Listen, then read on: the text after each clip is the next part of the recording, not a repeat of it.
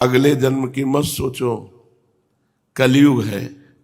देखो 125 वर्ष कलयुग की आयु, अब 70-80 रह गई। कल आपने सुना 20-30 में समाप्त हो जाएंगे। अब तो बहुत 60-70-80 इतने में ही साफ हो जाता है जीवन।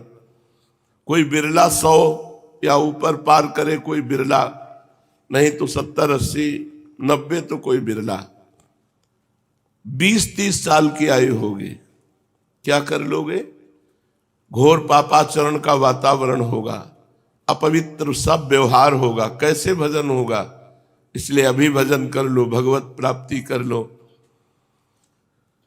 भगवान सच्चिदानंद जब कल्कि अवतार धारण करते हैं और दुष्टों का संहार करते हैं, उस समय से फिर सतयुग प्रारंभ होता है।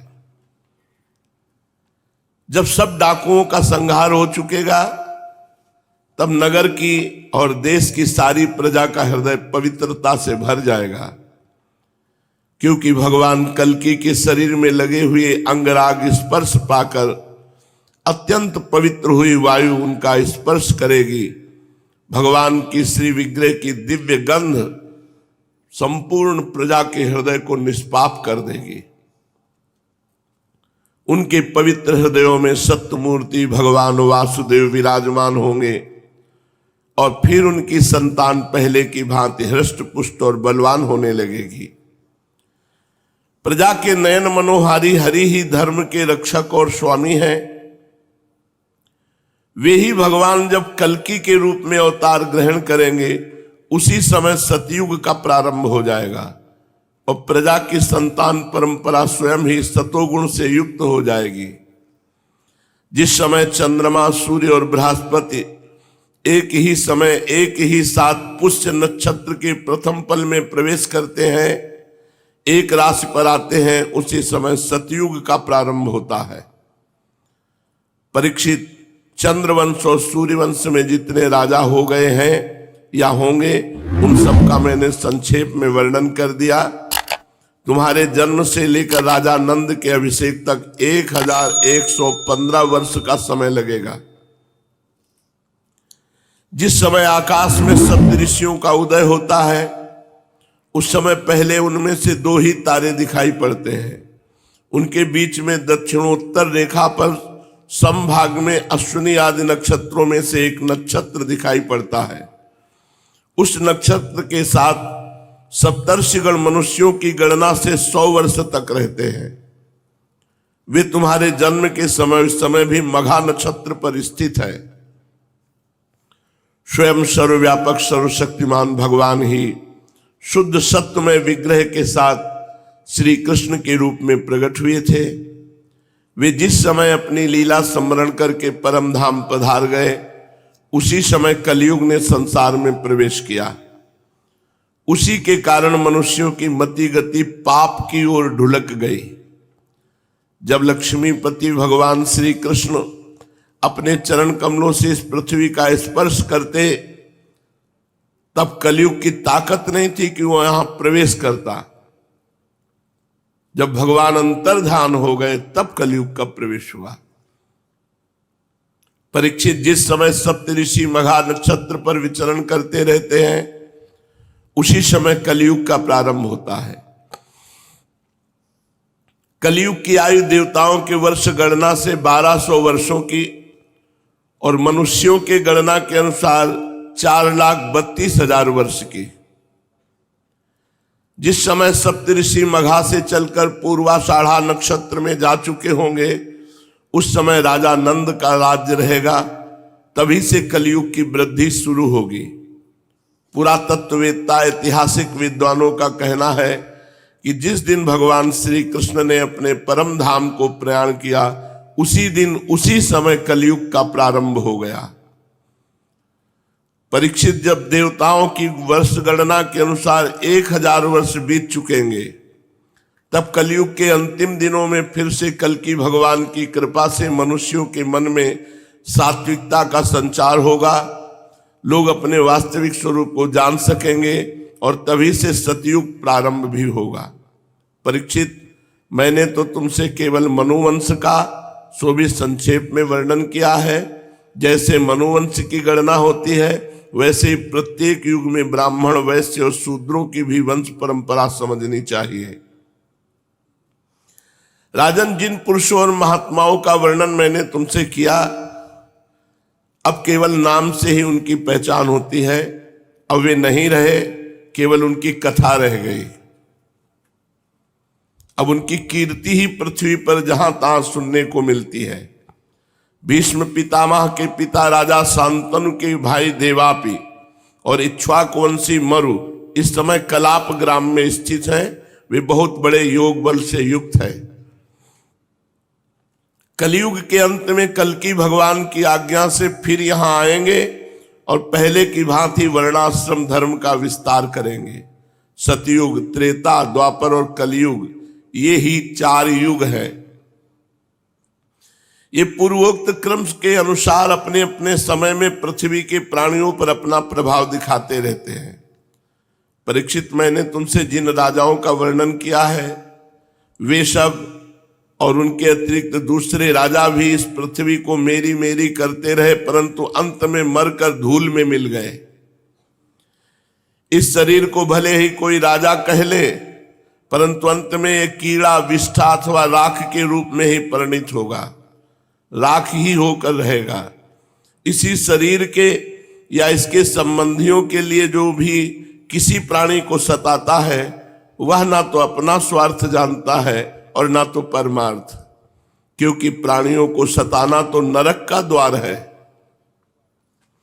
वे लोग यही सोचा करते कि मेरे दादा परदादा इस अखंड भूमंडल का शासन करते थे, अब ये मेरे अधीन किस प्रकार रहे और मेरे बाद मेरे बेटे पोते, मेरे वंशज किस प्रकार इसका उपभोग करें। वे मूर्ख इस आग, पानी और मिट्टी के शरीर को अपना आपा मान बैठते हैं और बड़े अभिमान के साथ डींग हाँकते हैं कि ये पृथ्वी मेरी है। अंत में वे शरीर और पृथ्वी दोनों को छोड़कर स्वयं ही अदृश्य हो जाते हैं। प्रिय परीक्षित, जो जो नरपति बड़े उत्साह और बल पौरुष से इस पृथ्वी के उपभोग में लगे रहे, उन सबको काल ने अपने विकराल गाल में धर दबाया। अब केवल इतिहास में उनकी कहानी ही शेष रह गई है। श्री सुखदेव जी कहते हैं, परीक्षित, जब पृथ्वी देखती है कि राजा लोग मुझ पर विजय प्राप्त करने के लिए उतावले हो रहे, तब वो हंसने लगती है और कहती, कितने आश्चर्य की बात है, ये राजा लोग जो स्वयं मौत के खिलौने हैं, ये मुझे जीतना चाहते हैं। राजाओं से ये बात छिपी नहीं कि वे एक ना एक दिन मर जाएंगे, फिर भी व्यर्थ में ही मुझे जीतने की कामना करते हैं, ऐसा पृथ्वी सोचती है। सचमुच इस कामना से अंधे होने के कारण ही वे पानी के बुलबुले के समान क्षणभंगुर शरीर पर विश्वास कर बैठते हैं और धोखा खाते हैं। वे सोचते हैं कि हम पहले मन के सहित अपने 5 इंद्रियों पर विजय प्राप्त करेंगे, अपने भीतरी शत्रुओं को वश में करेंगे, क्योंकि इनके जीते बिना बाहरी शत्रुओं को जीतना कठिन है। उसके बाद अपने शत्रु के मंत्रियों, आमात्यों, नागरिकों, नेताओं और समस्त सेना को भी वश में कर लेंगे।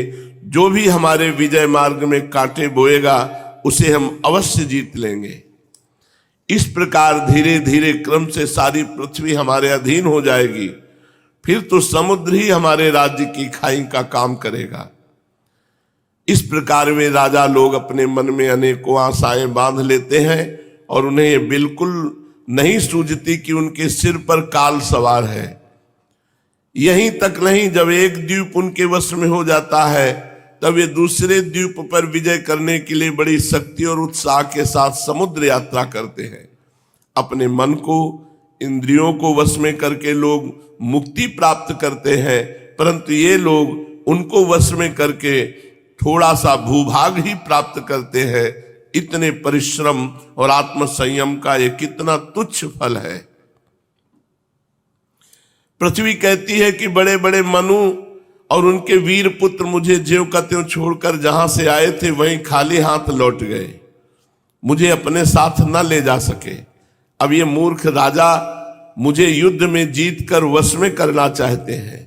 जिनके चित्त में बात दृढ़मूल हो गई कि पृथ्वी मेरी है, उन दुष्टों के राज्य में मेरे लिए पिता पुत्र और भाई भाई भी आपस में लड़ बैठते हैं। वे परस्पर इस प्रकार कहते हैं, ओ मूढ़, ये सारी पृथ्वी मेरी ही है, तेरी नहीं। इस प्रकार राजा लोग एक दूसरे को कहते सुनते हैं, एक दूसरे से स्पर्धा करते हैं, मेरे लिए एक दूसरे को मारते हैं और स्वयं मर मिटते हैं। पृथु, पुररवा, गाधी, नहुस, भरत, शास्त्राबाहु अर्जुन, मानधाता, सगर, भगवान राम, खडवांग, धुंधुमार, रघु, तृणबिंदु, ययाति, शर्याति, शंतनु, गय, भगीरथ, कुवलयासु, ककुत्स, नल, नृग, हिरण्यकश्यप, वृत्तासुर, लोकद्रोही रावण, नमुच, शंबर, भौमासुर, हिरणाक्ष, तारकासुर, बहुत से दैत्य एवं शक्तिशाली नरपति हो गए।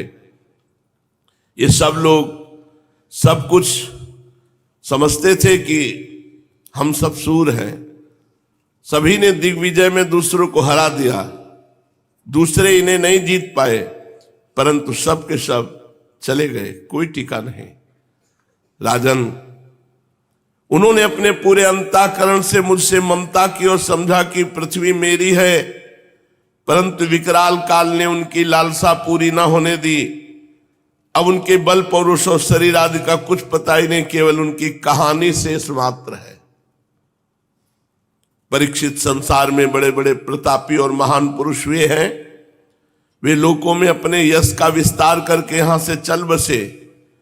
तुम्हें मैंने ज्ञान और वैराग्य उपदेश करने के लिए इनकी कथा सुनाई है।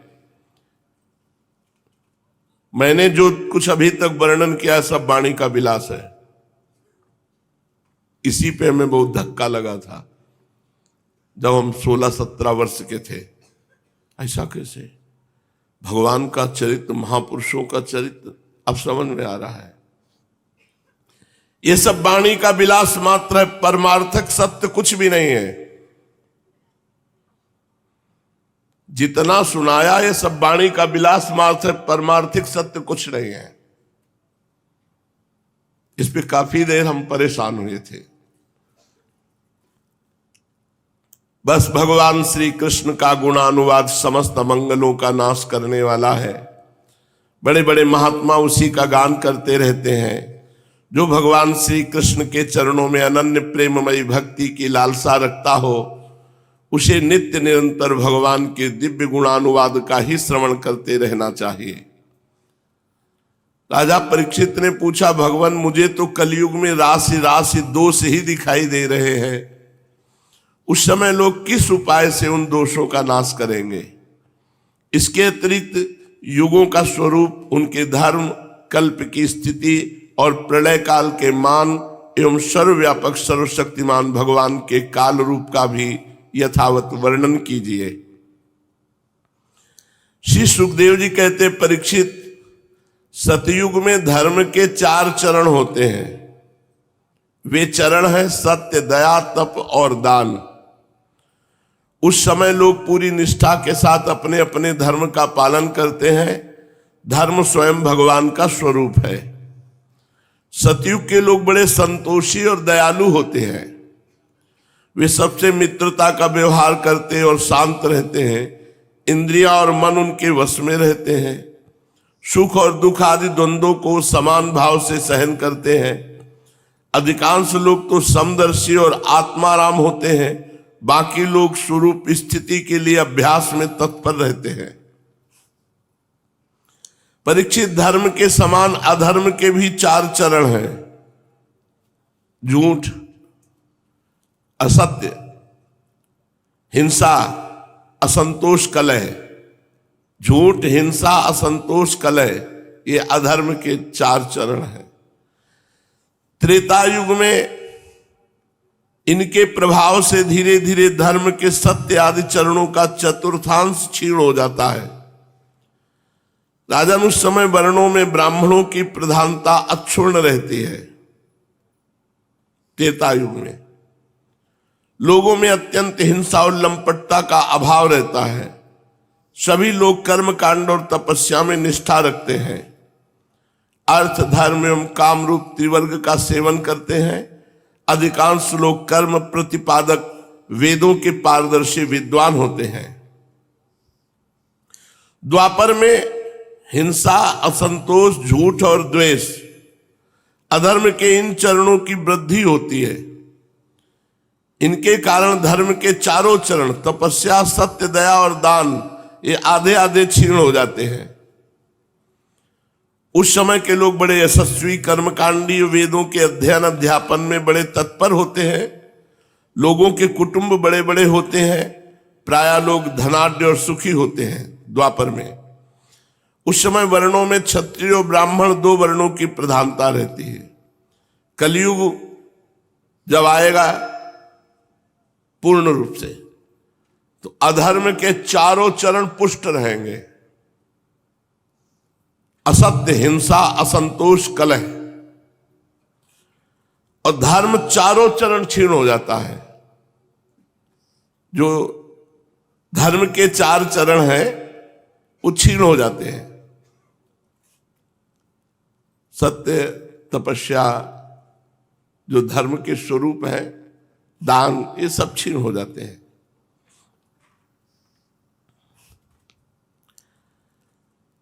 क्योंकि भगवत विमुखता छा जाती है। जिसको देखो केवल धन कमाना, भोग भोगना।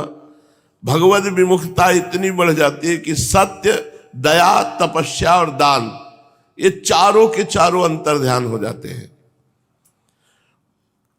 कलयुग में अधर्म चारों चरणों से बढ़ जाता है।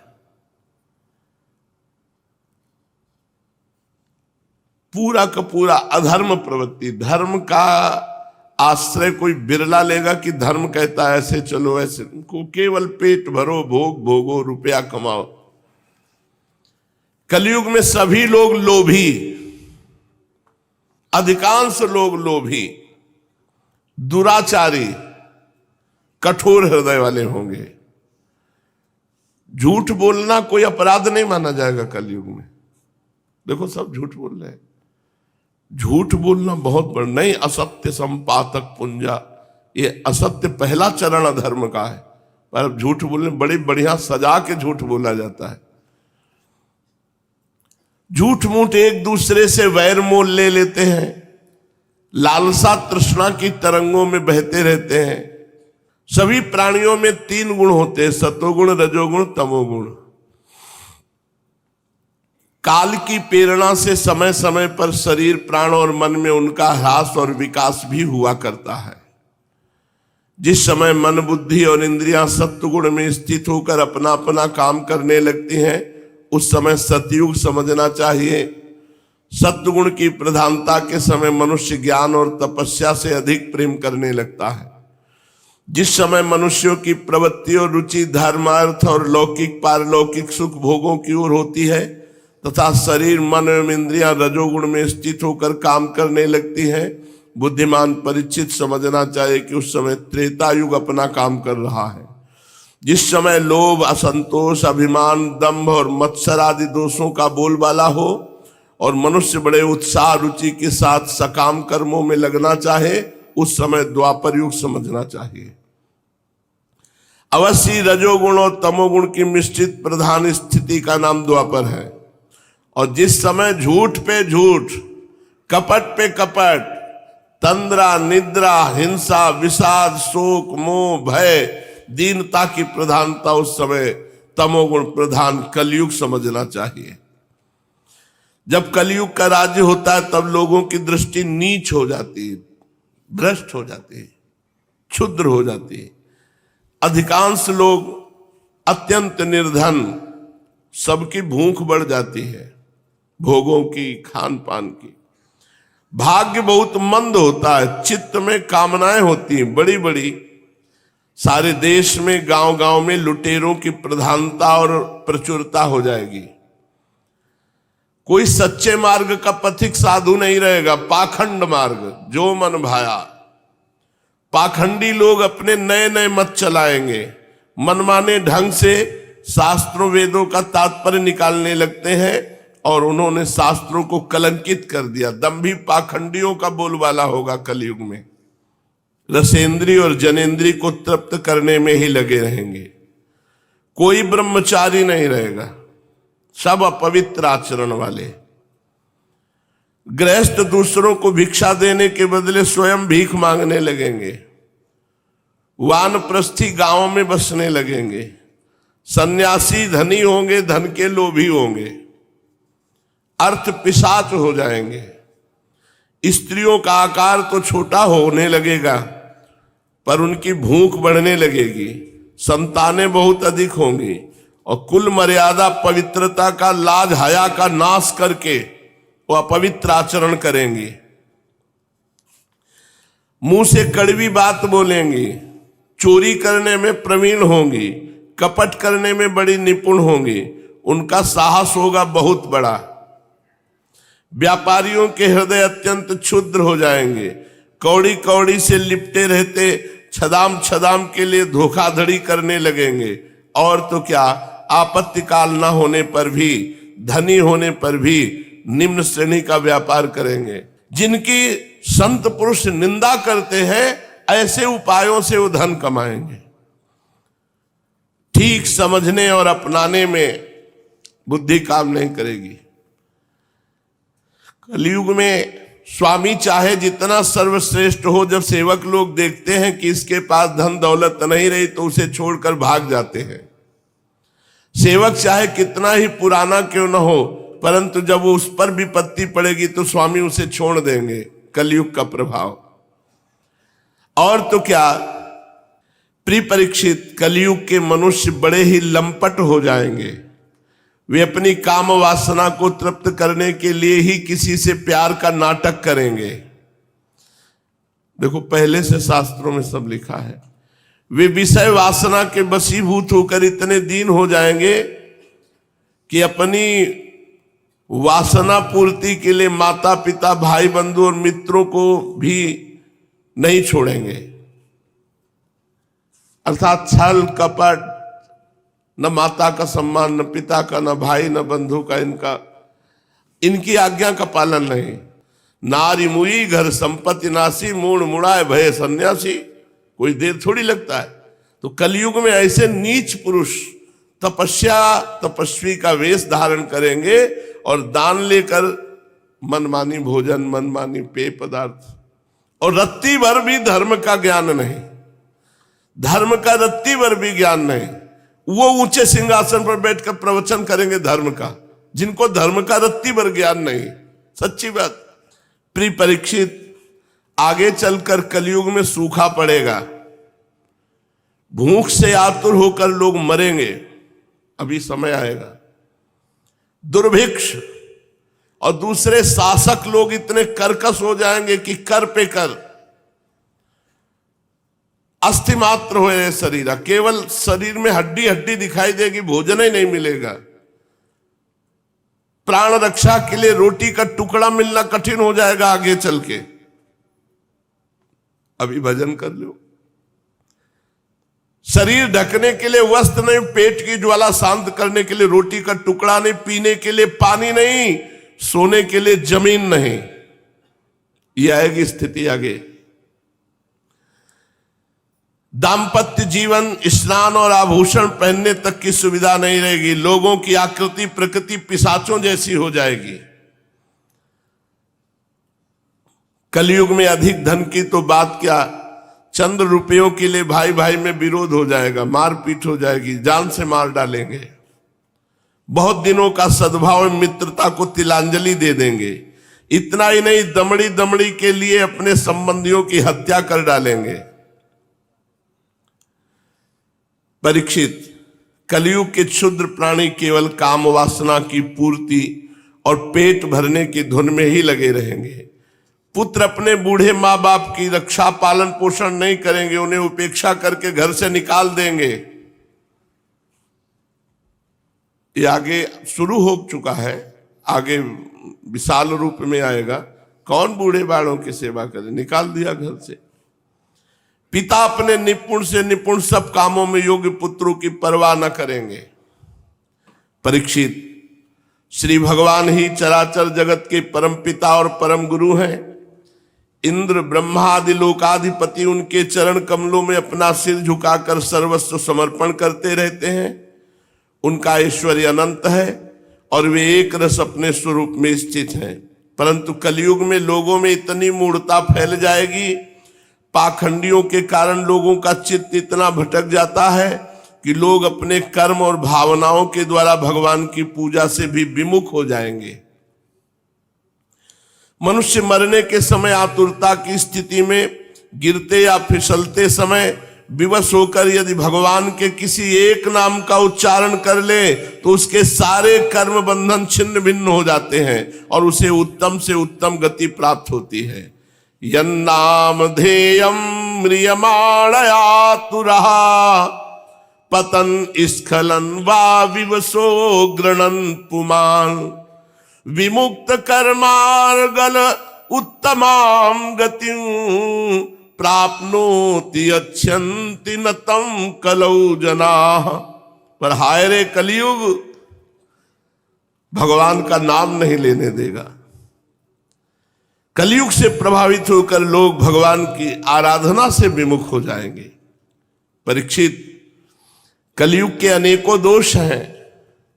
कुल वस्तुएं दूषित हो जाती हैं, स्थानों में भी दोष की प्रधानता हो जाती है। सब दोषों का मूल स्रोत तो अंतःकरण ही है, परंतु जब पुरुषोत्तम भगवान हृदय में आ विराजते हैं तब उनकी सन्निधि मात्र से ही सब के सब दोष नष्ट हो जाते हैं। भगवान के रूप गुण लीला धाम और नाम के श्रवण संकीर्तन ध्यान पूजन और आदर से वे मनुष्यों के हृदय में आकर विराजमान हो जाते हैं और एक दो जन्म के पापों की तो बात ही क्या, हजारों जन्मों के पाप के ढेर भी वे क्षण भर में भस्म कर देते हैं। भगवान हृदय में कैसे आते हैं?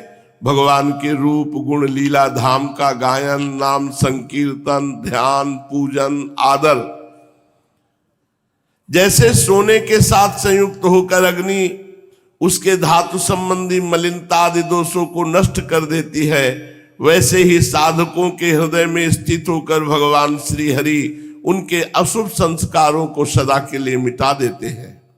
परीक्षित, विद्या, तपस्या, प्राणायाम, समस्त प्राणियों के प्रति मित्र भाव, तीर्थ स्नान, व्रत, दान और जप, किसी भी साधना से मनुष्य के अंतःकरण की वैसी वास्तविक शुद्धि नहीं होती जैसी शुद्धि भगवान पुरुषोत्तम के हृदय में विराजमान हो जाने पर होती है।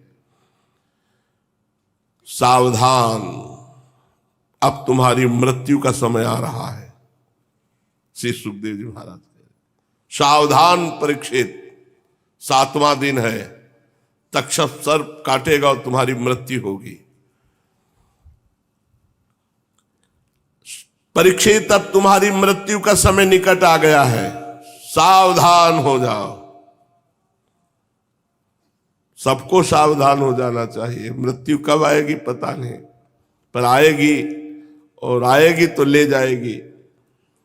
पूरी शक्ति से देखो, सावधानी क्या है? पूरी शक्ति लगाकर अंतःकरण की सारी वृत्तियों से भगवान श्री कृष्ण को अपने हृदय सिंहासन पर बैठा लो। ऐसा करने से अवश्य तुम्हें परम गति की प्राप्ति होगी। जो लोग मृत्यु के निकट पहुंच रहे हैं उन्हें सब प्रकार से परमेश्वरशाली भगवान का ही ध्यान करना चाहिए। प्यारे परीक्षित, सबके परमाश्रय और सर्वात्मा भगवान अपना ध्यान करने वालों को अपने स्वरूप में लीन कर लेते हैं, उसे अपना स्वरूप बना लेते हैं। परीक्षित, यूं तो कलयुग दोषों का खजाना है, परंतु इसमें एक बहुत बड़ा गुण है। वो गुण यही है कि कलयुग में केवल भगवान श्री कृष्ण का संकीर्तन करने मात्र से ही सारी आसक्तियां छूट जाती हैं और परमात्मा की प्राप्ति हो जाती है। सतयुग में भगवान का ध्यान करने से, त्रेता में बड़े बड़े यज्ञों के द्वारा उनकी आराधना करने से, द्वापर में विधि पूर्वक उनकी पूजा करने से जो फल मिलता है वो कलयुग में केवल भगवान नाम जपने से, भगवान नाम कीर्तन करने से प्राप्त हो जाता है। श्री सुखदेव जी कहते, परीक्षित, तीसरे स्कंद में परमाणु से लेकर दुपरार्ध पर्यंत काल का स्वरूप और एक एक युग कितने कितने वर्षों का होता है ये मैं तुम्हें बता चुका हूं। अब तुम कल्प की स्थिति और उसके प्रलय का वर्णन भी सुनो।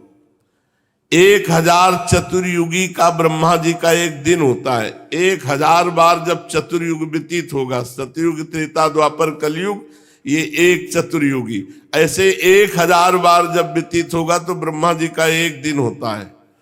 ब्रह्मा के इस दिन को ही कल्प भी कहते हैं। एक कल्प में 14 मनु होते हैं। कल्प के अंत में उतने ही समय तक प्रलय भी रहता है। प्रलय को ब्रह्मा की रात कहते हैं। 1000 चतुर्युगी ब्रह्मा का दिन और 1000 चतुर्युगी ब्रह्मा की रात। जब समय ब्रह्मा जी की रात आती है उस समय ये तीनों लोक लीन हो जाते हैं, उनका प्रलय हो जाता है। इसका नाम नैमित्तिक प्रलय है।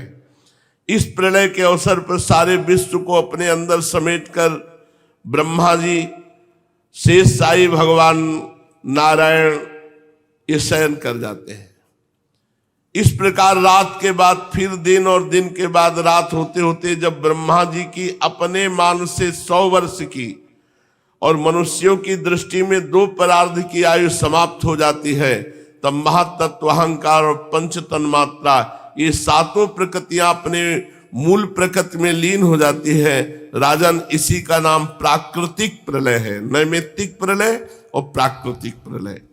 इस प्रलय में प्रलय का कारण उपस्थित होने पर पंचभूतों के मिश्रण से बना हुआ ब्रह्मांड अपना स्थूल रूप छोड़कर कारण रूप में स्थित हो जाता है, घुल मिल जाता है। परीक्षित, प्रलय का समय आने पर 100 वर्ष तक मेघ पृथ्वी में वर्षा नहीं करते। 100 वर्ष तक बूंद पानी नहीं गिरेगा जब प्रलय आएगा। किसी को दाना अन्न नहीं मिलता खाने को, भूखों मर जाते हैं लोग, प्यास से मर जाते हैं। इतनी प्रजा भूख से पागल हो जाती है कि वो एक दूसरे के शरीरों को खाने लगती है। भूख प्यास से इतना पागल हो जाते हैं लोग कि जो मिलता है, मनुष्य, लड़का, बच्चा, सब खाना शुरू कर देते हैं। देख लो, भजन कर लो, नहीं ऐसे समय में फंसेगे तो सब तुम्हें मूली की तरह खा जाएंगे। भजन कर लो, अभी आगे आने वाला है सब समय। काल के उपद्रव से पीड़ित होकर धीरे धीरे प्रजा मरने लगती है, क्षीण हो जाती है। फिर प्रलयकालीन सांवर्तक सूर्य अपनी प्रचंड किरणों से समुद्र और प्राणियों के शरीर और पृथ्वी का सारा रस खींच लेते हैं, एक बूंद पानी नहीं कहीं। फिर वर्षा नहीं होती। 100 वर्ष तक केवल प्रचंड अग्नि बरसाने वाले सूर्य का ताप, कहीं एक अन्न नहीं, एक चुल्लू पानी नहीं। फिर उस 100 वर्ष के बाद संकर्षण भगवान के मुख से शेष जी से अग्नि प्रकट होती है, सांवर्तक अग्नि। वायु के वेग से वो नीचे तल, अतल आदि 7 लोकों को भस्म करती हुई, वहां के प्राणी तो पहले ही मर चुके होते हैं, नीचे से आग की करारी लपटें, ऊपर सूर्य की प्रचंड की गर्मी, ऊपर नीचे चारों ओर ब्रह्मांड जलने लगता है। ऐसा जान पड़ता है मानो गोबर का उपला जलकर अंगारे के रूप में दहक रहा हो। इसके बाद प्रलयकालीन अत्यंत प्रचंड सामर्थक वायु सैकड़ों वर्षों तक चलती रहती है। 100 वर्ष तक सूखा, फिर 100 वर्ष तक वायु, फिर 100 वर्ष तक अग्नि की वर्षा, कुछ नहीं बचेगा। आकाश धुएं और धूल से भर जाता है। इसके बाद असंख्यों रंग बिरंगे बादल आकाश में मंडराने लगते हैं और सांवर्तक मेघ आकर गरज गरज कर 100 वर्ष तक वर्षा करते हैं। 100 वर्ष तक पूरा ब्रह्मांड पानी ही पानी। 100 वर्ष तक सूखा, 100 वर्ष तक आग वर्षा, 100 वर्ष तक वायु, फिर 100 वर्ष तक पानी की वर्षा। ऐसा पूरा जल ही जल हो जाता है, सब कुछ जलमय। इस प्रकार जब जल प्रलय होता है तब जल पृथ्वी के विशेष गुण गंध को ग्रस लेती है, अपने में लीन कर लेती है। गंध गुण के जल में लीन हो जाने से पृथ्वी का नाश हो जाता है, वो जल में बन जाती, कहीं पृथ्वी नहीं रहती। वो जल में घुल मिलकर जल रूप बन जाती है। राजन, इसके बाद जल के गुण रस को तेजस तत्व ग्रस लेता है, तब जल नीरस होकर अग्नि स्वरूप हो जाता है। तदनंतर वायु तेज के गुण रूप को ग्रस लेता है, तो तेज रूप रहित होकर वायु रूप हो जाता है। अब आकाश वायु के गुण स्पर्श को अपने में मिला लेता है, तो वायु खत्म होकर आकाश हो जाती है, शांत आकाश। इसके बाद तामस अहंकार आकाश के गुण शब्द को ग्रस लेता है, आकाश शब्दहीन होकर तामस अहंकार में लीन हो जाता है। इसी प्रकार तेजस अहंकार इंद्रियों को, वैकारिक अहंकार इंद्रियाधिष्ठात्र देवता और इंद्रिय वृत्तियों को अपने में लीन कर लेता है। तत्पश्चात महत्त्व अहंकार को और सत्वादि गुण महत्त्व को ग्रस लेते हैं। परीक्षित, सब नष्ट हो जाता है, ये काल की महिमा है। उसी की प्रेरणा से अव्यक्त प्रकृति गुणों को ग्रस लेती, तब केवल मूल प्रकृति बचती है। त्रिगुणात्मिका प्रकृति, सत्वगुण, रजोगुण, तमोगुण, ये मूल प्रकृति में लीन हो जाते हैं। वही चराचर जगत का मूल कारण है। वह अव्यक्त, अनादि, अनंत, नित्य, विनाशी है। जब वो अपने कार्यों को लीन करके प्रलय के समय साम्यावस्था को प्राप्त हो जाती है, तब काल के अवयव, वर्ष, मास, दिन, रात, क्षण आदि के कारण उसमें परिणाम, क्षय, वृद्धि आदि किसी प्रकार के विकार नहीं होते। उस समय प्रकृति में स्थूल अथवा सूक्ष्म रूप से वाणी, मन, सतोगुण, रजोगुण, तमोगुण, महत्त्व आदि विकार, प्राण, बुद्धि, इंद्री, उनके देवता कुछ नहीं रहते, सब नष्ट हो जाता है। सृष्टि के समय रहने वाले लोगों की कल्पना और उनकी स्थिति भी नहीं रहती। स्वप्न, जागृत, सुषुप्त, तीन अवस्थाएं नहीं रहती। आकाश, जल, पृथ्वी, वायु, अग्नि, सूर्य भी नहीं रहते, सब कुछ शून्य। उस अवस्था का तर्क के द्वारा अनुमान करना भी असंभव है। उस अव्यक्त को ही जगत की मूलभूत तत्व कहते हैं। इसी अवस्था का नाम प्राकृत प्रलय है। उस समय पुरुष और प्रकृति दोनों की शक्तियां काल के प्रभाव से क्षीण हो जाती हैं और विवश होकर अपने मूल स्वरूप में लीन हो जाती हैं। अब महाप्रलय मोक्ष को कहते हैं, ये आत्यंतिक प्रलय है। बुद्धि, इंद्रिय और उनके विषयों के रूप में उनका अधिष्ठान ज्ञान स्वरूप वस्तु ही भाषित हो रही है। उन सबको तो आदि भी है और अंत भी है, इसलिए वे सब सत्य नहीं है। वे दृश्य हैं और अपने अधिष्ठान से भिन्न उनकी सत्ता भी नहीं है, इसलिए वे सर्वथा मिथ्या माया मात्र है। जैसे दीपक, नेत्र और रूप तीनों तेजस से भिन्न नहीं है, वैसे बुद्धि, इंद्रिय और उनके विषय तन्मात्राएं भी अपने अधिष्ठान स्वरूप ब्रह्म से भिन्न नहीं है, यद्यपि वो इनसे सर्वथा भिन्न है। जैसे रज्जु रूप अधिष्ठान में अध्यस्त सर्प अपने अधिष्ठान से पृथक नहीं है, परंतु अध्यस्त सर्प से अधिष्ठान का कोई संबंध नहीं है। ये मोक्ष है। ये प्राप्त हो जाए तो इस प्रलय में जाने नहीं पड़ेगा, पर है कठिन मोक्ष प्राप्त करना। इसलिए नाम जप करो, भगवान की कृपा से सुलभ हो जाएगा। परीक्षित, जागृत, स्वप्न और सुषुप्ति तीनों अवस्थाएं बुद्धि की ही है। अतः इनके कारण अंतरात्मा में जो विश्व, तेजस और प्राज्ञ रूप नानात्व की प्रतीत होती है, वो केवल माया मात्र है। बुद्धिगत नानात्व का एकमात्र सत्य आत्मा से कोई संबंध नहीं है। ये विश्व उत्पत्ति और प्रलय से ग्रस्त है, इसलिए अनेक अवयवों का समूह अवयवी है। अतः ये कभी ब्रह्म में होता है और कभी नहीं होता। ठीक वैसे ही जैसे आकाश में मेघमाला कभी होती है और कभी नहीं होती।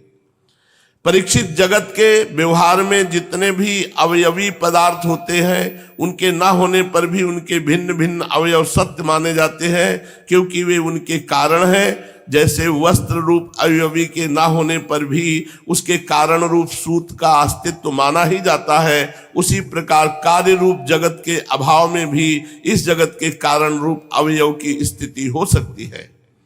परंतु ब्रह्म में ये कार्य कारण भाव भी वास्तविक नहीं है, क्योंकि देखो, कारण तो सामान्य वस्तु और कार्य विशेष वस्तु, इस प्रकार जो भेद दिखाई देता वो केवल भ्रम ही है। इसका हेतु ये है कि सामान्य और विशेष भाव आपेक्षिक है, अन्योन्याश्रित है।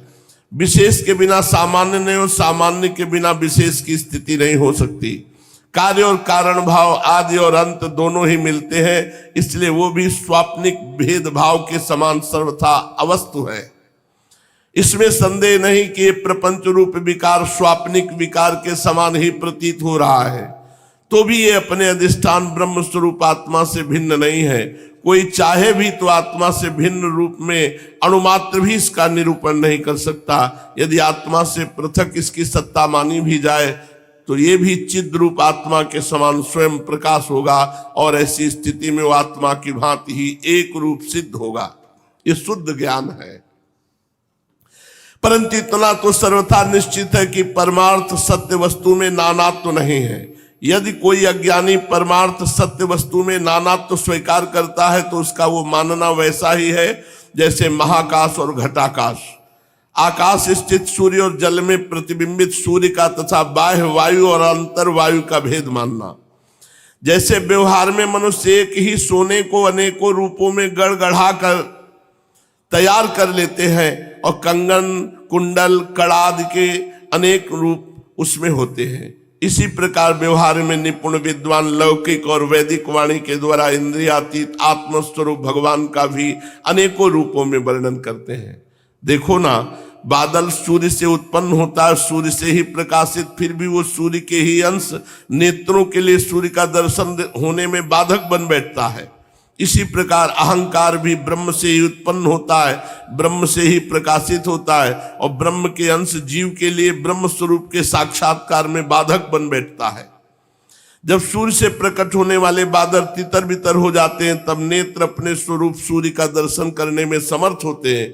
ठीक वैसे ही जब जीव के हृदय में जिज्ञासा जगती है तब आत्मा की उपाधि अहंकार नष्ट हो जाता है और उसे अपने स्वरूप का साक्षात्कार हो जाता है। प्रिय परीक्षित, जब जीव विवेक खड्ग से माया में अहंकार का बंधन काट देता है तब वो अपने एक रसात्मक स्वरूप के साक्षात्कार में स्थित हो जाता है। आत्मा की माया मुक्त वास्तविक स्थिति ही आत्यंतिक प्रलय कही गई है। हे शत्रुदमन, तत्वदर्शी लोग कहते हैं कि ब्रह्मा से लेकर तिनके तक जितने प्राणी या पदार्थ हैं सभी हर समय पैदा होते हैं और मरते हैं, अर्थात नित्य रूप से उत्पत्ति और प्रलय होता ही रहता है। संसार के परिणामी पदार्थ नदी प्रवाह और दीप शिखा आदि क्षण क्षण बदलते रहते हैं। उनकी बदलती हुई अवस्थाओं को देखकर निश्चय होता है कि देह आदि भी काल रूप सोते के वेग में बहते बदलते जा रहे हैं, इसलिए क्षण क्षण में उनकी उत्पत्ति और प्रलय हो रही है। जैसे आकाश में तारे हर समय चलते ही रहते हैं परंतु उनकी गति स्पष्ट रूप से नहीं दिखाई पड़ती, वैसे ही भगवान के स्वरूप भूत अनादि अनंत काल के कारण प्राणियों के प्रतिक्षण होने वाली उत्पत्ति और प्रलय का भी पता नहीं चलता। परीक्षित, मैंने तुम्हें 4 प्रकार के प्रलय का वर्णन किया। उनके नाम है नित्य प्रलय, नैमित्तिक प्रलय, प्राकृतिक प्रलय और आत्यंतिक प्रलय। वास्तव में काल की सूक्ष्म गति ऐसी ही है। हे कुरुश्रेष्ठ, विश्व विधाता भगवान नारायण ही समस्त प्राणियों और शक्तियों के आश्रय हैं। जो कुछ मैंने संक्षेप में कहा वो सब उन्हीं भगवान की लीला कथा है। भगवान की लीलाओं का पूर्ण वर्णन तो स्वयं ब्रह्मा जी भी नहीं कर सकते। जो लोग अत्यंत दुष्टर संसार सागर से पार जाना चाहते हैं अथवा जो लोग अनेकों प्रकार के दुख दावानल से दग्ध हो रहे हैं उनके लिए पुरुषोत्तम भगवान की लीला कथा रूप रस के सेवन के अतिरिक्त और कोई साधना नहीं, कोई नौका नहीं है। ये केवल लीला रसायन का सेवन करके ही अपना मनोरथ सिद्ध कर सकते हैं। जो कुछ मैंने तुम्हें सुनाया है यही श्रीमद् भागवत पुराण है। इसे सनातन ऋषि नर नारायण ने पहले देवर्षि नारद को सुनाया। देवर्षि नारद जी ने महर्षि कृष्ण द्वैपायन व्यास देव जी को और महाराज उन्हीं बद्री वन बिहारी भगवान श्री कृष्ण द्वैपायन ने प्रसन्न होकर मुझे इस वेद तुल्य श्रीमद् भागवत संहिता का उपदेश किया। कुरुश्रेष्ठ, आगे चलकर जब शौनक आदि ऋषि नैमिषारण्य क्षेत्र में बहुत बड़ा सत्र करेंगे तब उनके प्रश्न करने पर पौराणिक वक्ता श्री सूत जी उन लोगों को इस संहिता का वर्णन सुनाएंगे। अब अंतिम उपदेश कर रहे हैं श्री सुखदेव जी। यहीं से परमहंस जी अपने स्वच्छंद गति से विचरण करके चल देते हैं। परीक्षित को सर्प काटता है और वो पधार जाते हैं। ये अंतिम उपदेश होगा सुशेष चर्चा के। श्री राधा वल्लभ लाल की जय। चलते हैं श्रीमद् भागवत महापुराण। श्री सुखदेव जी महाराज का परीक्षित को अंतिम उपदेश। श्री सुखदेव जी महाराज कहते हैं, प्रिय परीक्षित, तुम्हें अभी तक हमने जो सुनाया उसे श्रीमद् भागवत महापुराण कहते हैं। इस श्रीमद् भागवत महापुराण में बार बार और सर्वत्र विश्वात्मा भगवान श्री हरि का ही संकीर्तन हुआ है। ब्रह्मा और रुद्र भी श्री हरि ही है, हरि से पृथक नहीं है। हरि ही ब्रह्मा बने हैं और हरि ही महादेव बने हैं। उन्हीं की प्रसाद लीला और क्रोध लीला की अभिव्यक्ति है पूरे श्रीमद् भागवत में। भगवान ब्रह्मा, भगवान महादेव, भगवान श्री हरि, इन्हीं की कृपा प्रसाद लीला और इन्हीं की रुद्र लीला, क्रोध लीला की अभिव्यक्ति है। हे राजन, बहुत सुंदर उपदेश दे रहे हैं, बिल्कुल सार बात मार रहे हैं, लक्ष्य पे एकदम ठिकाने पे। ध्यान पूर्वक सुनो। हे राजन, अब तुम ये पशुओं की सी अविवेक मूलक धारणा छोड़ दो कि मैं मरूंगा। जैसे शरीर पहले नहीं था और अब पैदा हुआ और फिर नष्ट हो जाएगा, वैसे ही तुम भी पहले नहीं थे। तुम्हारा जन्म हुआ, तुम मर जाओगे, ये बात नहीं है। तुम अविनाशी थे, अविनाशी हो, अविनाशी रहोगे। ये पशुओं वाली बात छोड़ दो कि मैं मर जाऊंगा।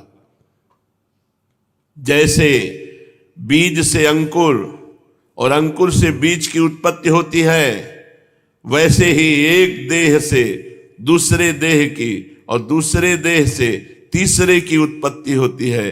किंतु तुम ना तो किसी से उत्पन्न हुए हो और ना तो आगे पुत्र पौत्रादिकों के शरीर के रूप में उत्पन्न होगे। अजी, जैसे आग लकड़ी से सर्वथा अलग रहती है, लकड़ी की उत्पत्ति और विनाश से सर्वथा परे है, वैसे ही तुम शरीर आदि से सर्वथा अलग हो। हे राजन, स्वप्नावस्था में ऐसा मालूम होता है कि मेरा सिर कट गया है, मैं मर गया हूं, मुझे लोग स्मशान में जला रहे हैं, परंतु ये सब शरीर की ही अवस्थाएं दिखती हैं, आत्मा की नहीं। देखने वाला तो उन अवस्थाओं से सर्वथा परे, जन्म और मृत्यु से रहित शुद्ध बुद्ध परम तत्व स्वरूप है। जैसे घड़ा फूट जाने पर आकाश पहले की भांति अखंड रहता है, परंतु घटाकाशता की निवृत्ति हो जाती है। जैसे घड़े में देखो तो आकाश दिखाई दे रहा है, घड़ा फूट गया तो आकाश में क्या फर्क पड़ा? कुछ नहीं। परंतु घटाकाशता की निवृत्ति हो जाने से लोगों को ऐसा प्रतीत होता है कि वो महाकाश में मिल गया। वास्तव में तो वो मिला हुआ था ही।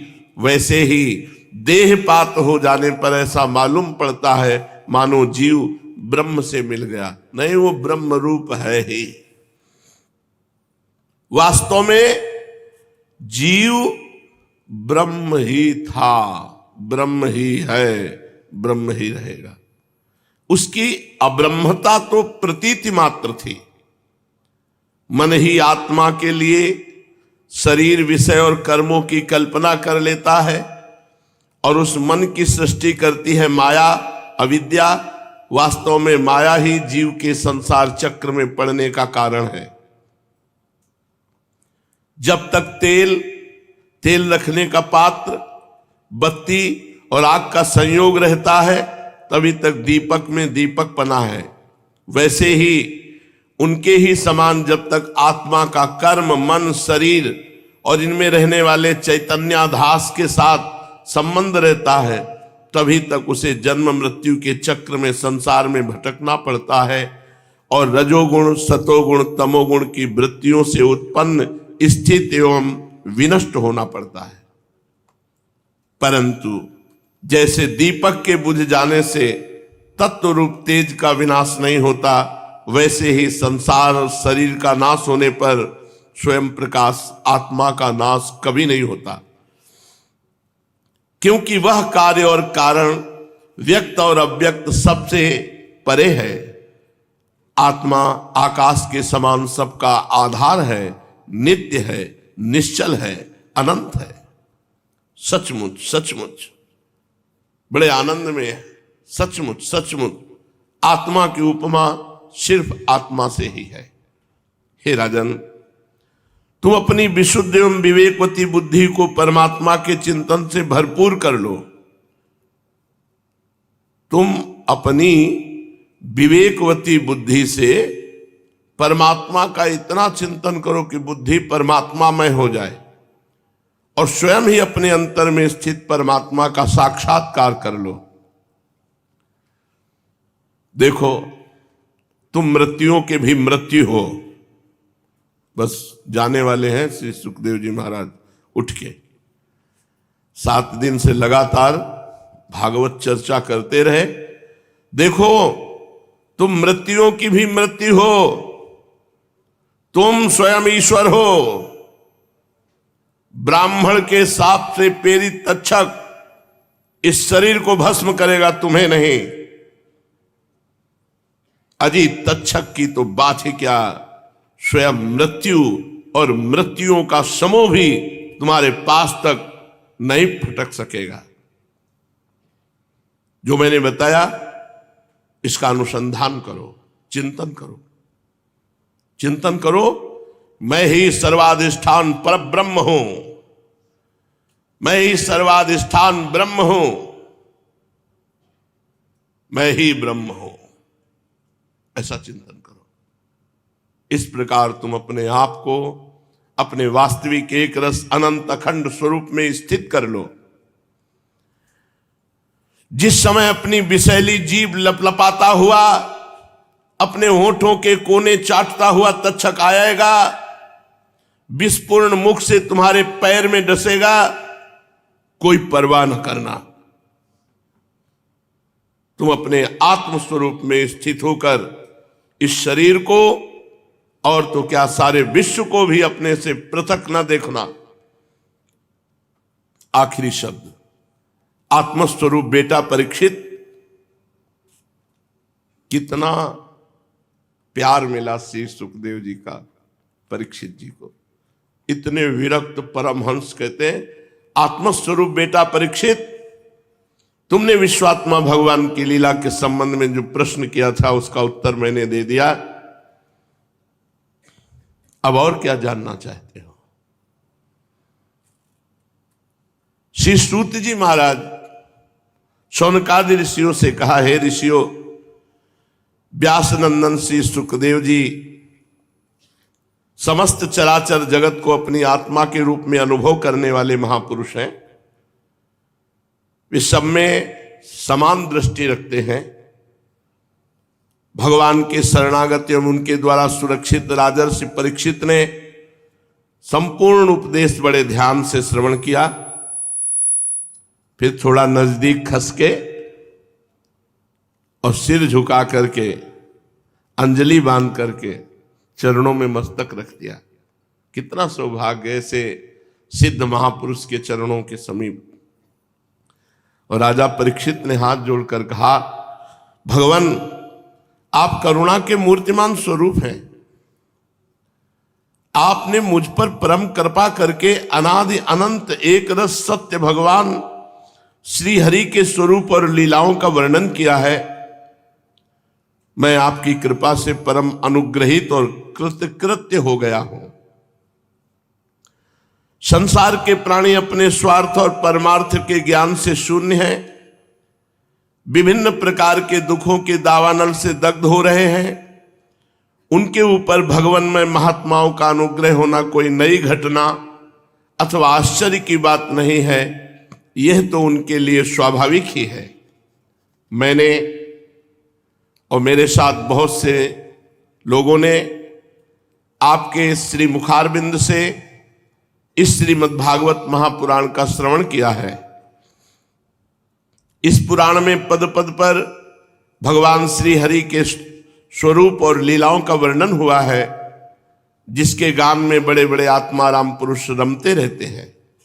भगवान, मैं आपकी कृपा से अभय पद को प्राप्त हो गया।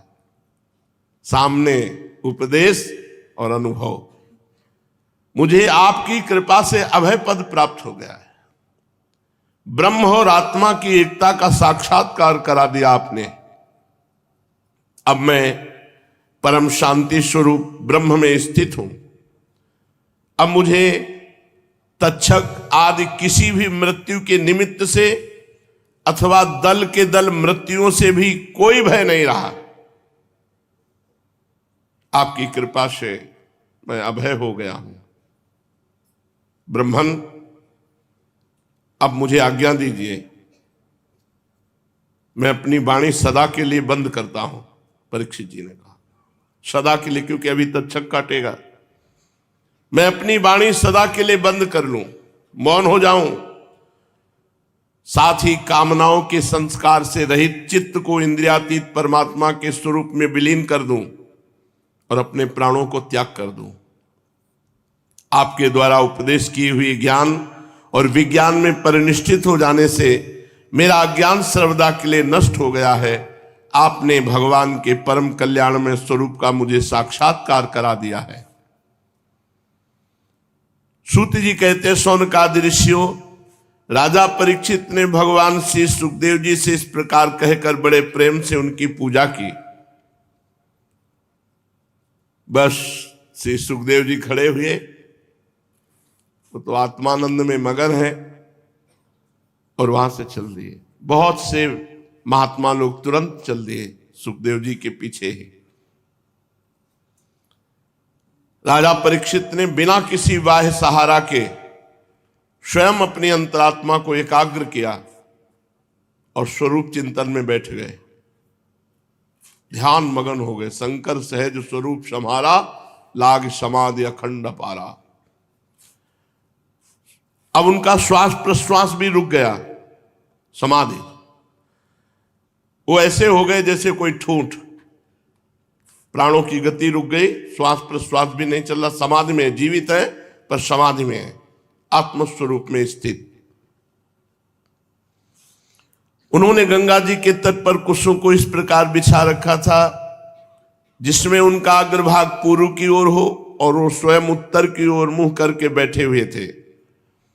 उनकी आसक्ति संशय तो पहले ही मिट चुके थे। अब वे ब्रह्म और आत्मा की एकता रूप महायोग में स्थित होकर ब्रह्म स्वरूप में स्थित थे। सुखदेव जी चले गए, बहुत से ऋषि भी चले गए। आप बिल्कुल काष्ठवत अपने स्वरूप में स्थित। इसी समय मुनि कुमार श्रृंगी ऋषि के क्रोधित होकर, जो परीक्षित का शाप बना था कि आज के 7वें दिन तुम्हें तक्षक डसेगा, अब उसी ब्रह्म वाक्य से प्रेरित होकर क्रोधित हुआ तक्षक सर्प राजा परीक्षित को डसने के लिए उनके पास चला। तो एक बड़े मंत्रवेत्ता थे, कश्यप नाम के ऋषि। तो देखा कि ये तो बहुत बड़े मंत्रवेत्ता हैं, ये क्यों जा रहे हैं परीक्षित के पास। कश्यप ब्राह्मण सर्प विष की चिकित्सा करने में बड़े निपुण थे। तक्षक ने पूछा, कहां जा रहे हो? ब्राह्मण के वेश में तक्षक था। तो उनका सुनते हैं तक्षक जा रहा है, परीक्षित जी को डसेगा और मैं जीवित कर दूंगा। तो उनका, तक्षक के डसे हुए को जीवित कर दोगे? तो उनका, तुम्हें विश्वास नहीं है क्या? मंत्रों पर बल नहीं है क्या? बोले, मैं ही तक्षक हूं, मैं इस पीपल के वृक्ष को डसता हूं, अब ये भस्म हो जाएगा, तुम पुनः उसे जीवित कर दो। तो जे भी डसा सो तत्काल विष की आग लगी और राख हो गया। कश्यप जी ने कमंडल से जल निकाला, मंत्र पढ़ के डाला, तो नवीन नवीन जैसे बसंत ऋतु के बाद कोपले निकलती हैं, ऐसे हरा वृक्ष। तो उनका, क्यों जा रहे हो? तो उन्होंने कहा, उनको जीवित करेंगे तो प्रसन्न होकर हमें धन देंगे। तो बोले, जितना धन चाहोगे हम देंगे, तुम वापस हो जाओ। कश्यप को धन देकर वहीं से लौटा दिया, उन्हें राजा के पास न जाने दिया और स्वयं ब्राह्मण का वेश धारण करके, ब्राह्मणों के लिए कोई रोक टोक जांच नहीं थी परीक्षित जी से मिलने की, वहां पहुंचा क्योंकि ये इच्छानुसार रूप धारण कर सकता था, इच्छाधारी नाग तक्षक।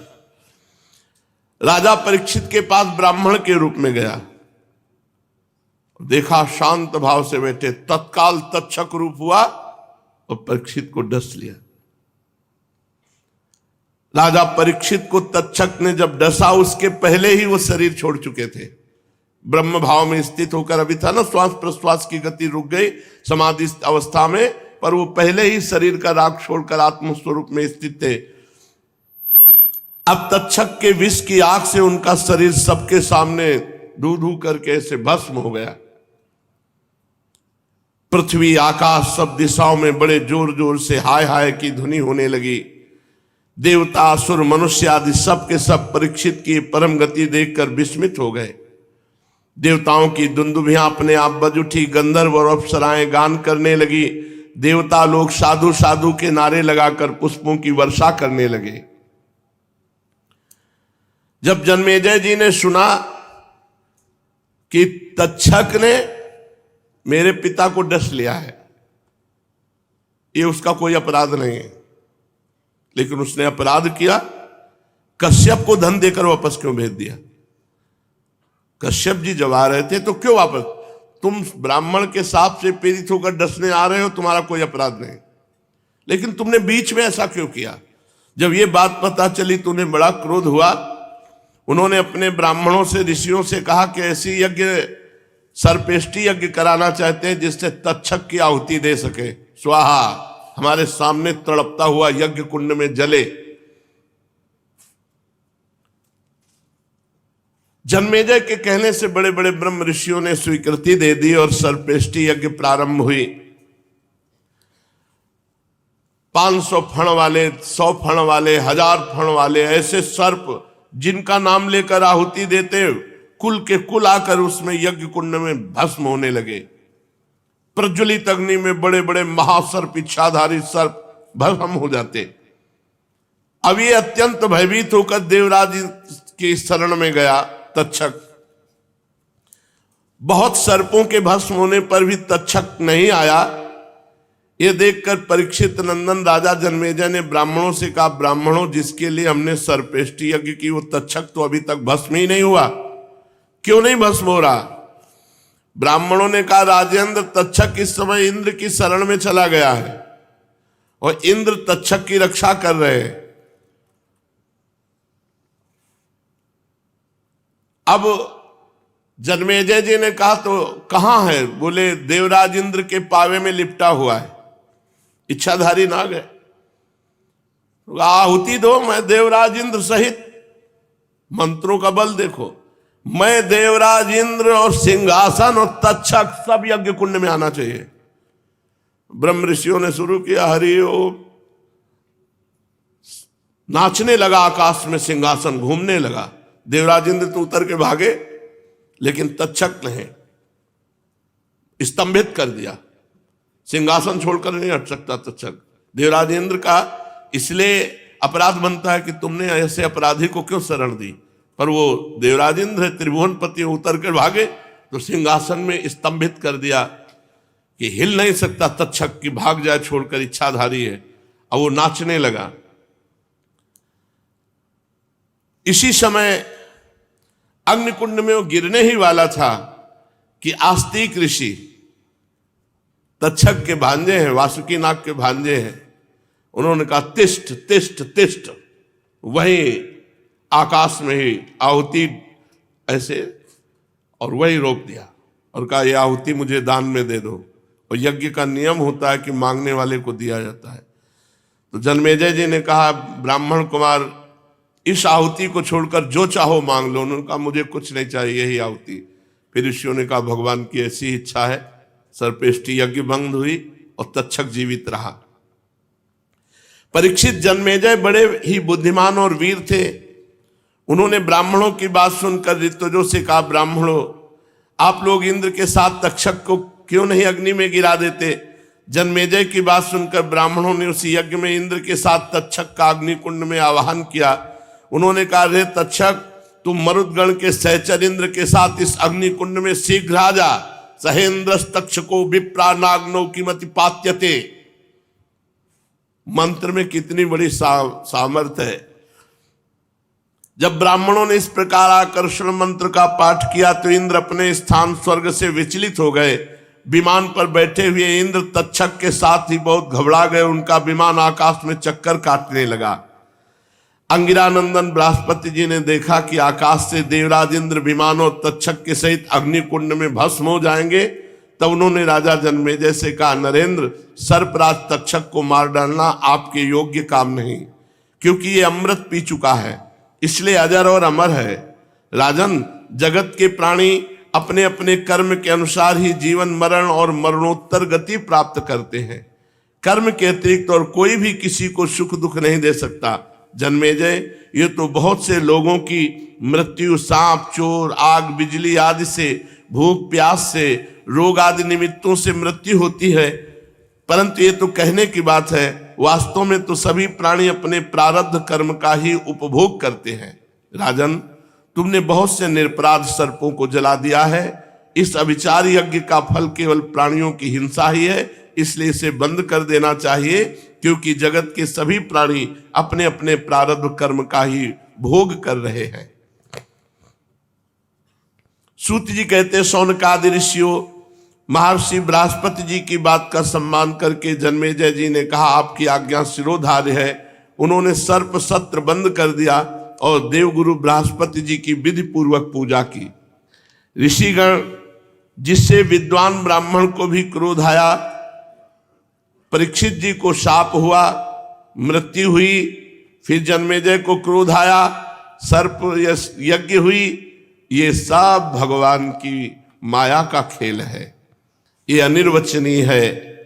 इसी से भगवान के स्वरूप भूत जीव क्रोधादि गुण वृत्तियों के द्वारा शरीरों में मोहित हो जाते हैं, एक दूसरे को दुख देते और भोगते हैं और अपने प्रयत्न से इसको निवृत्त नहीं कर सकते। भगवान श्री हरि के स्वरूप का निश्चय करके उनका भजन करने से ही माया से निवृत्ति होती है। इसलिए उनके स्वरूप का निरूपण सुनो। ये दंभी है, कपटी है, इत्याकारक बुद्धि में बार बार जो दंभ कपट का स्फुरण होता है वही माया है। जब आत्मवादी पुरुष आत्म चर्चा करने लगते हैं तब वह परमात्मा के स्वरूप में निर्भय रूप से प्रकाशित नहीं होती, किंतु भयभीत होकर अपना मोह आदि कार्य न करती हुई ही किसी प्रकार रहती है। इस रूप से उसका प्रतिपादन किया गया है। माया के आश्रित नाना प्रकार के विवाद मतवाद भी परमात्मा के स्वरूप में नहीं है, क्योंकि वे विशेष विषयक हैं और परमात्मा निर्विशेष है। केवल वाद विवाद की तो बात ही क्या, लोक परलोक के विषयों के संबंध में संकल्प विकल्प करने वाला मन भी शांत हो जाता है। कर्म, उसके संपादन की सामग्री और उनके द्वारा साध्य कर्म, इन तीनों से अन्वित अहंकारात्मक जीव, ये सब जिसमें नहीं है वो आत्मस्वरूप परमात्मा ना तो कभी किसी के द्वारा बाधित होता है और ना तो किसी का विरोधी ही। जो पुरुष उस परम पद के स्वरूप का विचार करता है वो मन की मायामयी लहरों अहंकार आदि का बाध करके स्वयं अपने आत्मस्वरूप में विहार करने लगता है। जो मुमुक्ष एवं विचारशील पुरुष परम पद के अतिरिक्त वस्तु का परित्याग करते हुए नेति नेति के द्वारा उसका निषेध करके ऐसी वस्तु प्राप्त करते हैं जिसका कभी निषेध नहीं हो सकता और ना तो कभी त्याग ही, वही भगवान का परम पद है। ये बात सभी महात्मा और श्रुतियां एक मत से स्वीकार करती हैं। अपने चित्त को एकाग्र करने वाले पुरुष अंतःकरण की अशुद्धियों को, अनात्म भावनाओं को सदा सर्वदा के लिए मिटाकर अनन्य प्रेम भाव से परिपूर्ण हृदय के द्वारा उसी परम पद का आलिंगन करते हैं, उसी में समा जाते हैं। भगवान का यही वास्तविक स्वरूप है, यही उनका परम पद है। इसकी प्राप्ति उन्हीं लोगों को होती है जिनके अंतःकरण में शरीर के प्रति अहम भाव नहीं है और ना तो इसके संबंधी ग्रह आदि पदार्थों में ममता ही। सचमुच जगत की वस्तुओं में मैंपन और मेरेपन का आरोप बहुत बड़ी दुर्जनता है। शौनक जी, जिसे इस परम पद की प्राप्ति अभीष्ट है उसे चाहिए कि वो दूसरों की कटुवाणी सहन कर ले, बदले में किसी का अपमान न करे। इस क्षण भंगुर शरीर में अहमता ममता करके किसी भी प्राणी से कभी वैर न करे। भगवान श्री कृष्ण का ज्ञान अनंत है, उन्हीं के चरण कमलों के ध्यान से मैंने श्रीमद् भागवत महापुराण का अध्ययन किया है। मैं अब उन्हीं को नमस्कार करके यह पुराण विश्राम को प्राप्त कराता हूं। श्री सूत जी ने कहा। शौनक जी ने पूछा, साधु शिरोमणि सूत जी, वेदव्यास जी के शिष्य पहलादि महर्षि बड़े महात्मा और वेदों के आचार्य थे, उन लोगों ने कितने प्रकार से वेदों का विभाजन किया, ये बात आप कृपा करके हमें सुनाइए। सूत जी ने कहा, ब्राह्मण, जिस समय परमेष्ठी ब्रह्मा जी पूर्व सृष्टि का ज्ञान संपादन करने के लिए एकाग्रचित हुए, उस समय उनके हृदयाकाश से कंठ तालु आदि स्थानों के संघर्ष से रहित एक अत्यंत विलक्षण अनाहत नाद प्रकट हुआ। जब जीव अपनी मनोवृत्तियों को रोक लेता है तब उसे भी उस अनाहत नाद का अनुभव होता है। शौनक जी, बड़े बड़े योगी उसी अनाहत नाद की उपासना करते हैं और उसके प्रभाव से अंतःकरण के दिव्य अधिभूत, द्रव्य अधिभूत, क्रियाध्यात्म और कारक अधिदय रूप मल को नष्ट करके वो परम गति रूप मोक्ष प्राप्त करते हैं, जिसमें जन्म मृत्यु रूप संसार चक्र नहीं है। उसी अनाहत नाद से आकार, ऊकार, माकार रूप 3 मात्राओं से आ उ मा ओम प्रकट हुआ। इस ओंकार की शक्ति से ही प्रकृति अव्यक्त व्यक्त रूप से परिणित हो जाती है।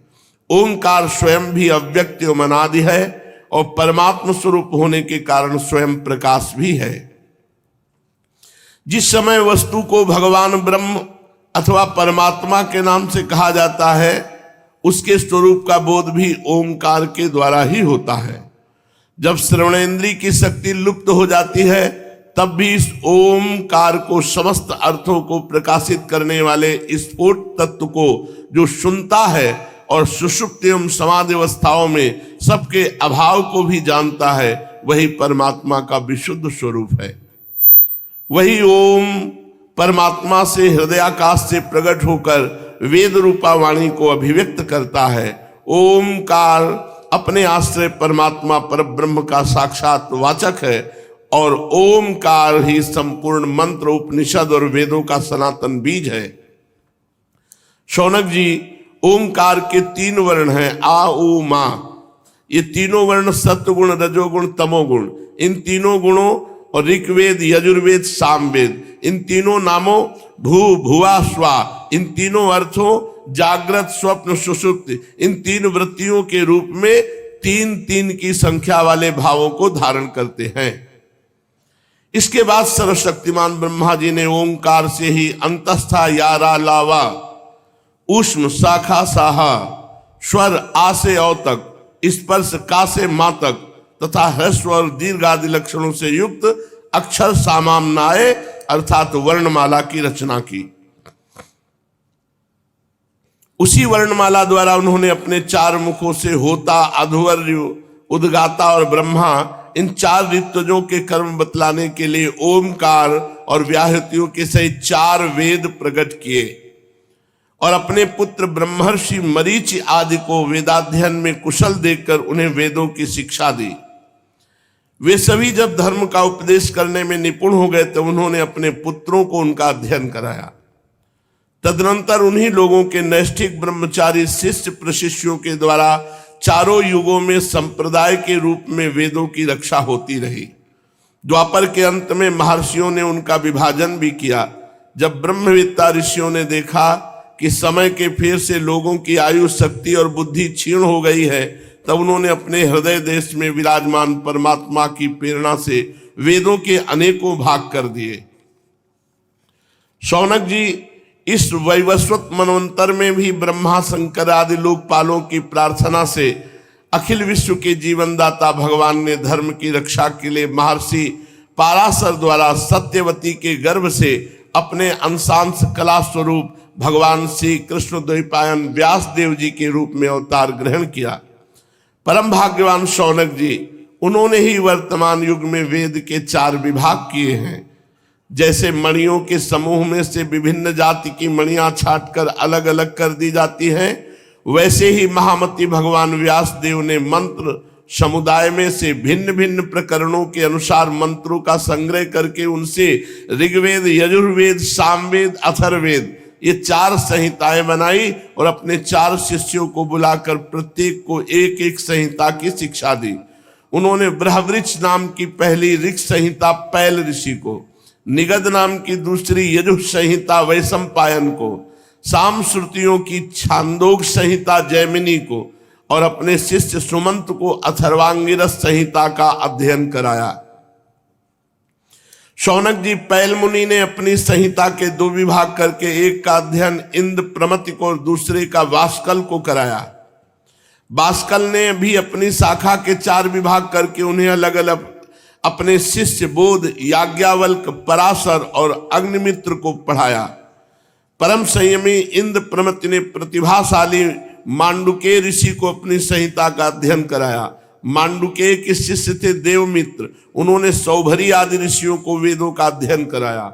मांडुकेय के पुत्र का नाम था साकल्य, उन्होंने अपनी संहिता के 5 विभाग करके उन्हें वात्स्य, मुद्गल, शालीय, गोखल्य और शिशिर नामक शिष्यों को पढ़ाया।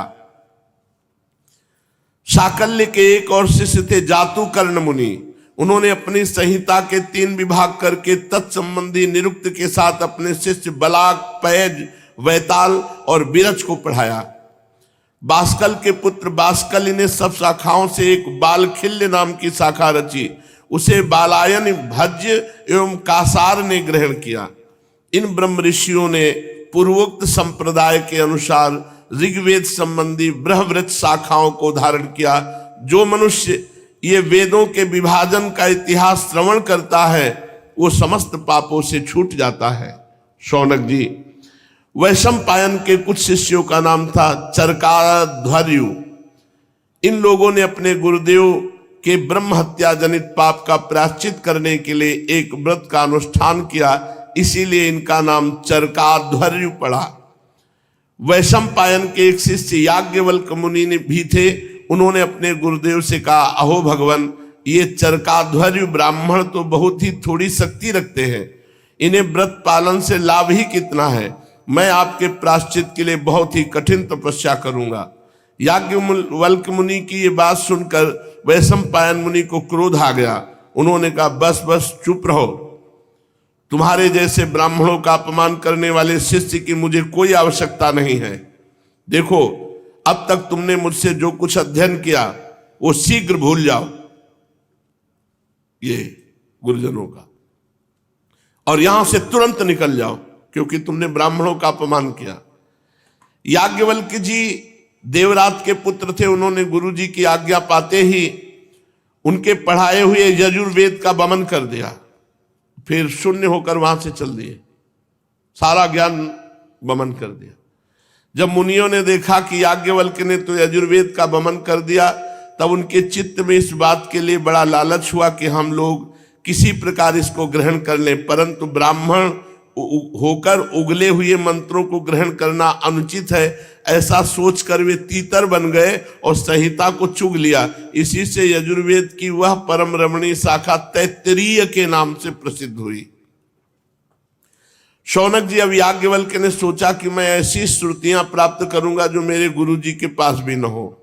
इसके लिए वे सूर्य भगवान का उपस्थान करने लगे।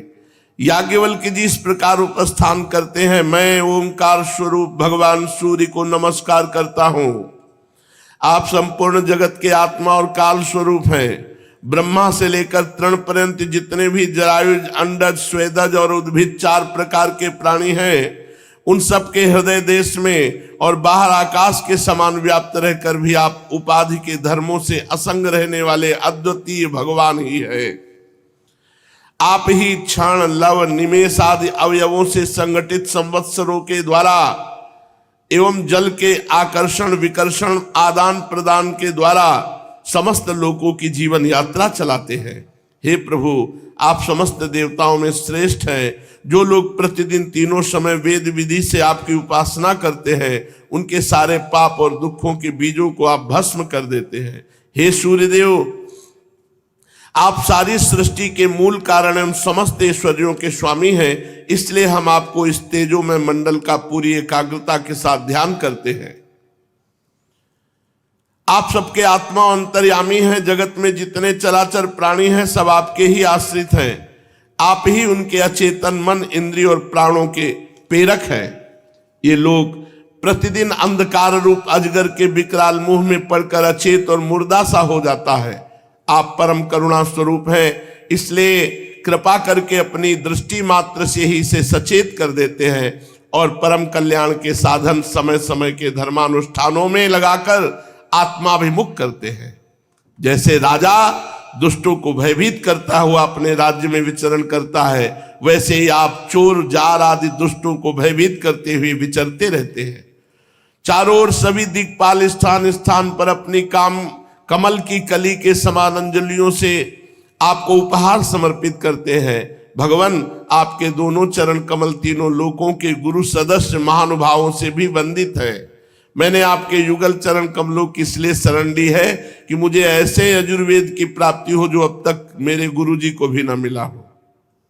सूत जी कहते, शौनकादि ऋषियों, जब याज्ञवल्क्य मुनि ने भगवान सूर्य की इस प्रकार स्तुति की, तब वे प्रसन्न होकर उनके सामने अश्वरूप से प्रकट हुए और उन्हें यजुर्वेद के उन मंत्रों का उपदेश किया जो अब तक किसी को प्राप्त न हुए थे। इसके बाद याज्ञवल्क्य मुनि ने यजुर्वेद के असंख्य मंत्रों से उसकी 15 शाखाओं की रचना की। वही वाद शनेय शाखा के नाम से प्रसिद्ध है और उन्हें कर्ण, माध्यन्दिनी आदि ऋषियों ने ग्रहण किया। ये बात मैं पहले कह चुका हूं कि महर्षि श्री कृष्ण द्वैपायन ने जैमिनी मुनि को साम संहिता का अध्ययन कराया। उनके पुत्र थे सुमंत मुनि और पौत्र थे सुनवान। जैमिन मुनि ने अपने पुत्र और पौत्र को एक एक संहिता पढ़ाई। जैमिन मुनि के एक शिष्य का नाम था सुकर्मा। वह एक महान पुरुष था। जैसे एक वृक्ष में बहुत सी डालियां होती, वैसे ही सुकर्मा ने सामवेद की 1000 संहिताएं बना दी। सुकर्मा के शिष्य कौशल देश निवासी हिरण्यनाभ, पौष्यन जी और ब्रह्मवेत्ताओं में श्रेष्ठ आवंत्य ने उन शाखाओं को ग्रहण किया। पौष्यन जी और आवंत के 500 शिष्य थे। वे उत्तर दिशा के निवासी होने के कारण औदिच्य सामवेदी कहलाते थे।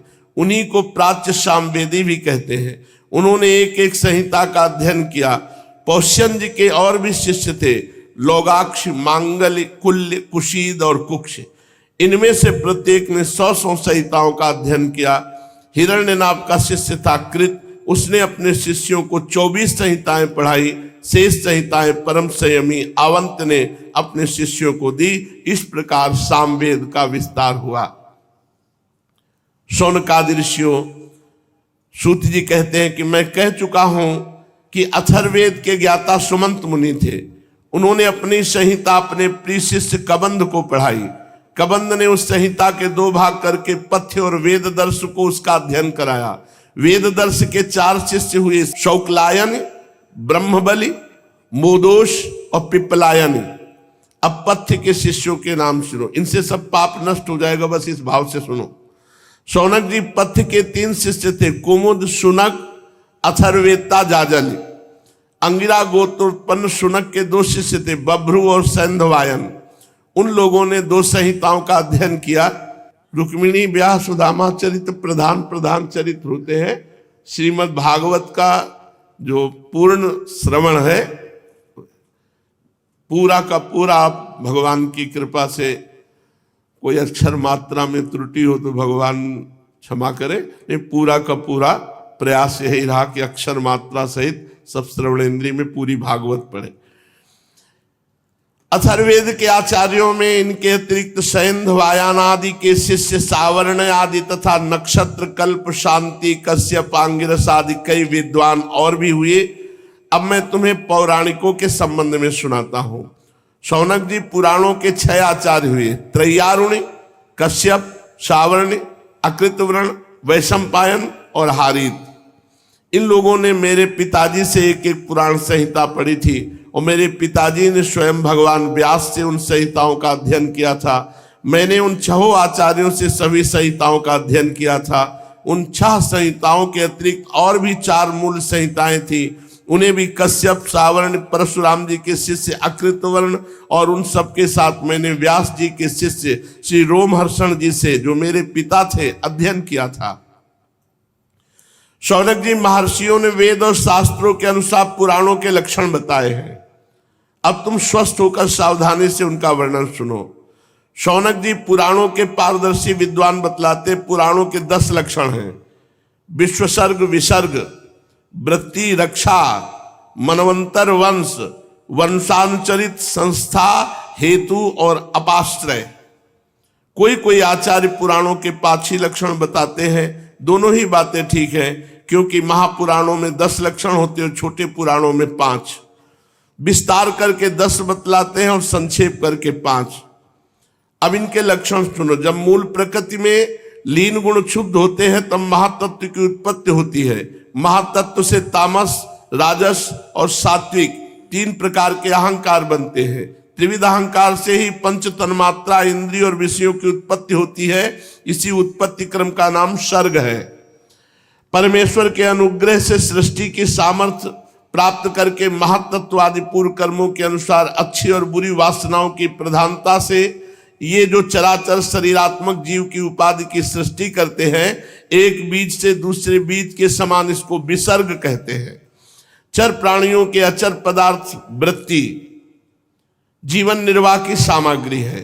चर प्राणियों के दुग्ध आदि भी इनमें से मनुष्यों ने कुछ तो स्वभावश कामना के अनुसार निश्चित कर लिए और कुछ ने शास्त्र के आज्ञा अनुसार। भगवान युग युग में पशु, पक्षी, मनुष्य, ऋषि, देवता आदि के रूप में अवतार ग्रहण करके अनेक लीलाएं करते हैं। इन्हीं अवतारों में से वे वेद धर्म के विरोधियों का संहार भी करते हैं। उनकी अवतार लीला विश्व की रक्षा के लिए होती, इसलिए उसका नाम रक्षा है। मनु देवता, मनुपुत्र, इंद्र, सप्त ऋषि और भगवान के अंशावतार, इन्हीं 6 बातों को विशेषता से युक्त समय को मनवंतर कहते हैं। ब्रह्मा जी से जितने राजाओं की सृष्टि हुई, उनकी भूत, भविष्य और वर्तमान कालीन संतान परंपरा को वंश कहते हैं। उन राजाओं के तथा उनके वंशधरों के चरित्र का नाम वंशानुचरित है। इस ब्रह्मांड का स्वभाव से ही प्रलय हो जाता है। उसके 4 भेद हैं, नैमित्तिक, प्राकृतिक, नित्य और आत्यंतिक। तत्व के विद्वानों ने इन्हीं को संस्था कहा है। पुराणों के लक्षण में हेतु नाम से जिसका व्यवहार होता है वो जीव ही है, क्योंकि वास्तव में वही सर्ग, विसर्ग आदि का हेतु है और अविद्यावश अनेकों प्रकार के कर्म कलाप में उलझ गया है। जो लोग उसे चैतन्य प्रधान की दृष्टि से देखते हैं वे उसे अनुशयी अर्थात प्रकृति में शयन करने वाला कहते हैं, और जो उपाधि की दृष्टि से कहते हैं वे उसे अव्याकृत अर्थात प्रकृति रूप कहते हैं। जीव की वृत्तियों के 3 विभाग हैं, जागृत, स्वप्न, सुषुप्ति। जो इन अवस्थाओं में इनके अभिमानी विश्व, तेजस और प्राज्ञ के मायामय रूपों में प्रतीत होता है और इन अवस्थाओं से परे तुरी तत्व के रूप में विलक्षित होता है, वही ब्रह्म है। उसी को यहाँ अपाश्रय शब्द से कहा गया है। नाम विशेष और रूप विशेष से युक्त पदार्थों पर विचार करें तो वे सत्ता मात्र वस्तु के रूप में सिद्ध होते हैं। उनकी विशेषताएं लुप्त हो जाती हैं।